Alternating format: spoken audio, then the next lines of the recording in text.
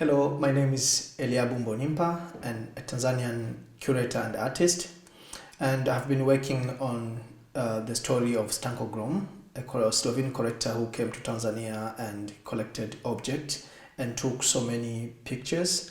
So with the cooperation or collaboration with the Slovene Ethnographic Museum, we have come to these stories of Stanko and going to history where we work to his collection.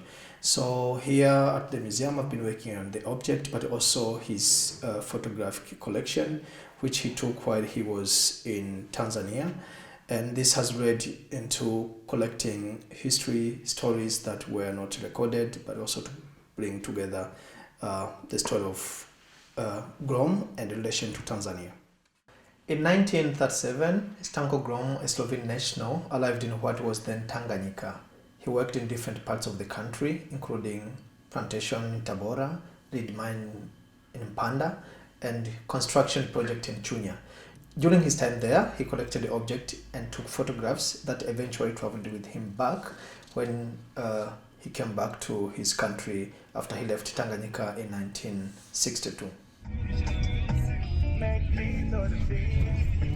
More than 60 years later, Grom collection at the Slovene Ethnographic Museum led me back to the place where he once worked. Using his archival photographs as references, I conducted provenance research and spoke with local communities, uncovering stories that added new meaning to the objects and revealed histories that were not in the collector's records. While in Tabora, I visited the Dr. Livingstone Museum, and there I found several objects that closely resembled those from Grom's collection, including a walking stick. Seeing these similarities in person helped me better understand the cultural context of some of the objects preserved here at the Slovene Ethnographic Museum.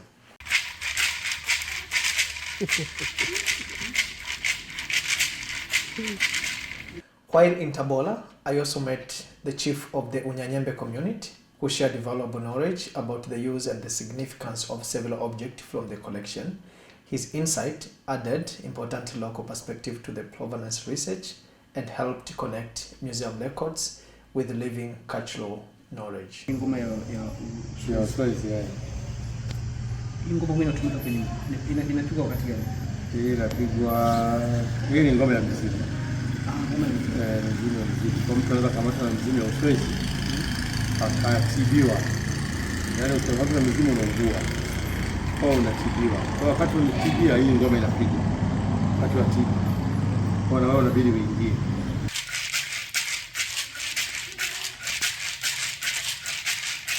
From Tabora, I traveled to Kizengi village, once a home of a large sisal plantation. Here, the harvested sisal leaves were processed in the factory, where fibers were extracted, packed, and prepared for export. During the time Grom was in Tanganyika, Kizengi was an important center of sisal production under colonial rule. The sisal produced there was transported through the Central Railway, which passed through the plantation, which continues to operate today.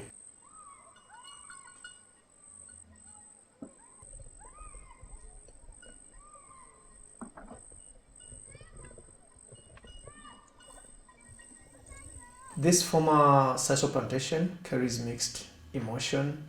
The landscape carries memories of both hardship and resilience.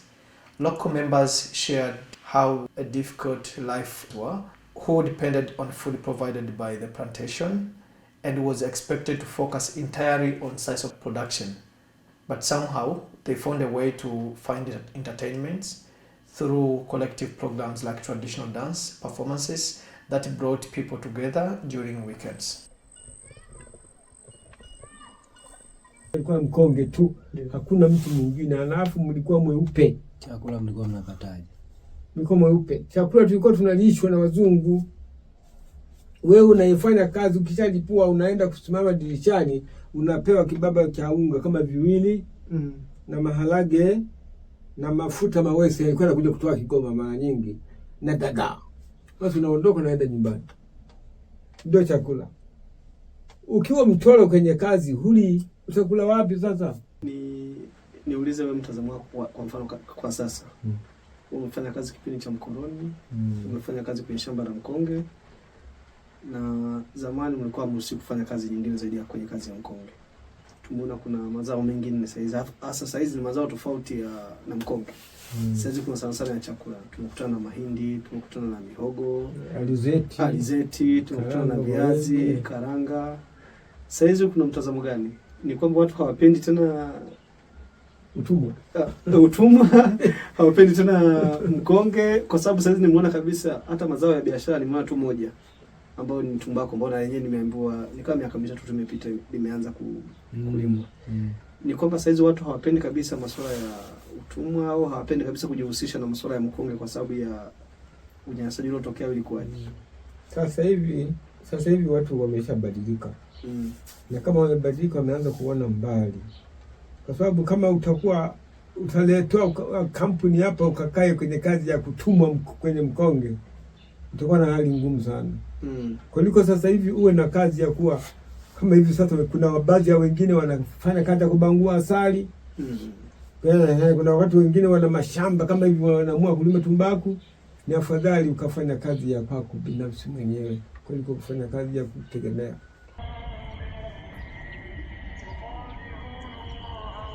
The stories in Kizeng were different from those I heard in Milala village and Mpanda district. Local residents spoke about the area's historical importance, including the Catholic Church and the nearby lead mine where Grom is believed to have worked. Although mining has long ended, people still remember its role in the growth of Mpanda town. Among Stanko Grom's archival photographs is an image of Catholic Church in Milala, which is still in use today.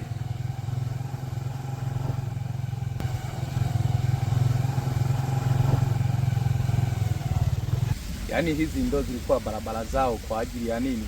Kwa ajili ya kukagulia yale mashamba yao ambayo unakuta huku ni shamba kapatishi mfano ukiendaenda kwa mbele kuna njia kama hii tena barabara ambapo wameweka yale maleli yao kwa ajili ya nini? Kwa ajili ya kupita yule mkaguzi anakuwa anakagua kani zilizokuwa zimepangwa. Na huku hivyo ukienda hivi kuna barabara tena mengine yamenyoka hivyo. Na ukienda mbele kidogo hapo utaona tena kuna barabara tena nyingine imenyoka hivi nayo vile ni kwa ajili hiyo ya kukagulia. Maana unakuta wangetengeneza hivi tu kulikuwa na wasipate urahisi wa kufika upande wa pili mpaka wafike mwisho kule, na mwisho ni mbali na huku tena ni mbali. Ndio maana wakatengeneza hivi nyingi kwa ajili ya kufika wanakagua kupata mabarabara zao hizi. Although much has changed, traces of colonial past remains visible. Some residents still carries memory of consequences of that era. In Kizeng, old colonial buildings still stands, some later converted into teachers' houses. In Milala, rusting pieces of machineries from the former mining operations remain scattered across the landscape, serving as a reminder of history that has not been forgotten.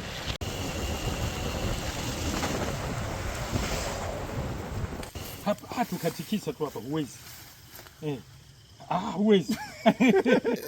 Ndio gurudumu lile linalozungusha kusaga dhahabu, mawe ya dhahabu. Mawe ya dhahabu yanakuwa kwenye pipa, alafu ile ndio linazungusha kusaga mawe ya dhahabu. Kwa hivi hapa majengo yaliyobaki ni hili na lile kanisa basi. Hayo majengo ya mwaka 40 na ngapi? 48. 48. Kwa hiyo imebaki tu hospitali na jengo. But also, these consequences can be visible to individuals. For example, in Kizengi, Mr. Hamad Suleiman, one of his eye is blind, the damage he got while on plantation. So, after field research, I was able to have access to the object that were collected by Stanko Grom, and this also has resulted to the exhibition that's showcasing the story of Stanko, his collection, but also places in Tanzania that we can still trace this colonial exploitation, which reminds that history was never forgotten, so we can still find this information back in Tanzania. But also, I wish that the community is not only used to extract information and to be used as the source of data, but I would like that they get access to see the object, to see the exhibition, that they also feel part of it because they contributed to the information related to the collection. So I hope that one day this exhibition goes to Tanzania.